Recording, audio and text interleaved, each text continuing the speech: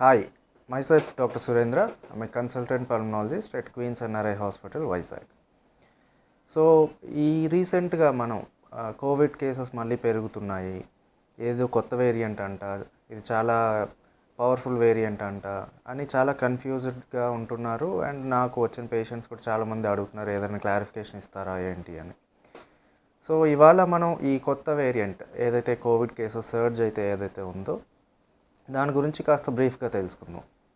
So ఈ కొత్త వేరియంట్ని ఇప్పుడు JN.1 variant of Covid virus. So ఈ JN.1 వేరియంట్ అనేది ఇప్పుడు రైజ్ అవుతున్న కేసెస్కి కారణం. అసలు యాక్చువల్గా వైరస్ తాలూకా స్వభావమే ఏంటి అంటే అది రిపీటెడ్గా దాని తాలూకా స్ట్రక్చర్ని మార్చేసుకుంటూ ఉంటుంది, అంటే మ్యూటేట్ అయిపోతూ ఉంటుంది. అది ఈ SARS-CoV-2 వైరసే కాదు, ఎనీ అదర్ వైరస్ అయినా కూడా.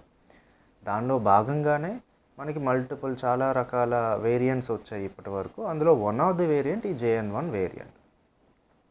ఇది ఆల్మోస్ట్ మన థర్డ్ వేవ్లో మనం ఫేస్ చేసాం, ఒమిక్రాన్ వేరియంట్తో ఫేస్ చేసాం. ఈ ఒమిక్రాన్ వేరియంట్ తాలూకా సబ్ లీనియస్ ఈ JN.1 వేరియంట్. ఈ సిమ్టమ్స్ వరకు వాటి వరకు JN.1 వేరియంట్ వరకు వస్తే పెద్దగా వేరియేషన్ మార్పులు అయితే ఏమీ కనిపించట్లేదు. Same symptoms like any other Covid variant లాగే కనిపిస్తున్నాయి. లైక్ ఫీవర్లా కానీ, బాడీ పెయిన్స్లా కానీ, కోల్డ్, కాఫ్, థ్రోట్ పెయిన్లా కానీ, సివియర్ మయాలజీ అంటే వీక్నెస్ లాగా, మజిల్ పెయిన్స్లా కానీ, సో మెలైస్ ఎక్కువ ఉండటం కానీ ఇలాంటివే కనిపిస్తున్నాయి. అండ్ సివియారిటీ వరకు వస్తే JN.1 వేరియంట్ వెసెస్ డెల్టా. మనం సివియారిటీ ఇప్పటి వరకు మనకున్న వేరియంట్స్లో డెల్టా ఈజ్ హైలీ విరులెంట్, అంటే బాగా ఎక్కువ సివియారిటీ చూపించిన వేరియంట్. సో దాంతో కంపేర్ చేసి చూస్తే అట్ ప్రజెంట్ ప్రస్తుతం ఇప్పటి వరకు ఏంటి అంటే JN.1 వేరియంట్ అంత సివియర్గా ఏమీ కనిపించట్లేదు మనకి, లైక్ కంపేర్ టు డెల్టా.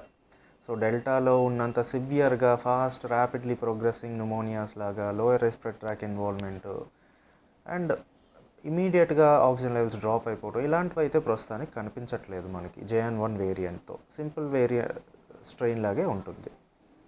కాకపోతే స్ట్రెయిన్ లెస్ విరులెంట్ అయినా కూడా నెంబర్ పెరిగే కొద్దీ రిస్క్ ఏజ్ గ్రూప్లో ఉన్న వాళ్ళకి రిస్క్ పెరిగిపోతుంది.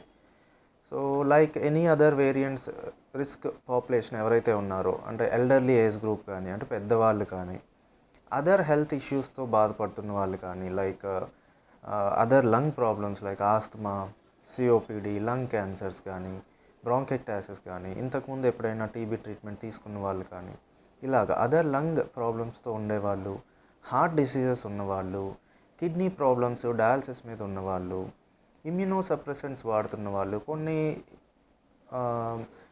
కొన్ని డిసీజెస్ ఉంటాయి లైక్ ఆర్థరైటిస్ లాంటివి కానీ, SLE లాంటివి కానీ, వీటికి ఇమ్యూనో సప్రెసెంట్స్ అనేవి వాడుతుంటారు. సో వాళ్ళు కానీ, ప్రెగ్నెంట్ లేడీస్ కానీ, వీళ్ళు కొంచెం రిస్క్ జోన్లో ఉంటుంటారు కనుక వీళ్ళు కాస్త జాగ్రత్తగా ఉంటే సరిపోతుంది.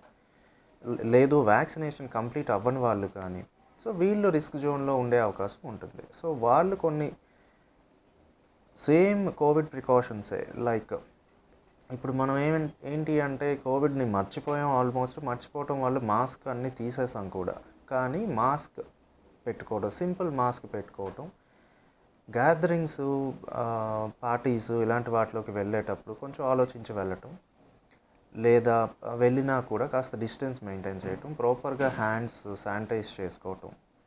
సో ఇవి చేస్తూ ఉండాలి. అన్నెసెసరీ ట్రావెల్స్ అవి అవాయిడ్ చేయండి. ఎస్పెషల్లీ ఇప్పుడు మీకు ఈ సీజన్ అంతా ఏంటి అంటే కాస్త గ్యాదరింగ్స్ ఎక్కువ ఉండే సీజన్.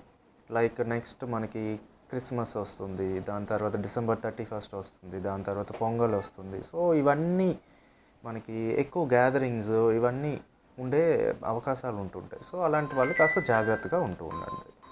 సో ఎటువంటి అపోహలకి వెళ్ళొద్దు. సింపుల్ మెజర్స్, ప్రికాషన్స్ తీసుకొని అవాయిడ్ చేసుకోవచ్చు. Thank you.